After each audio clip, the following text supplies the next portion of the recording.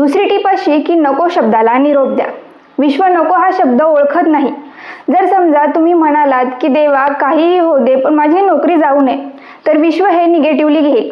म्हणून आपल्या इच्छांना नेहमी सकारात्मक शब्दात मांडा.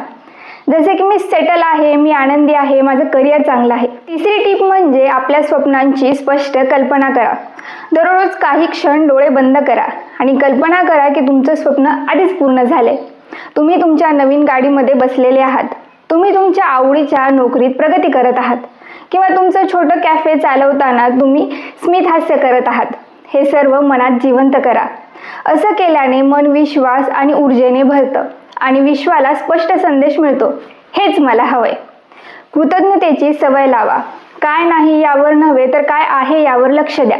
दररोज सकाळी उठल्यावर 3 गोष्टी लिहा ज्याबद्दल तुम्ही आभारी आहात.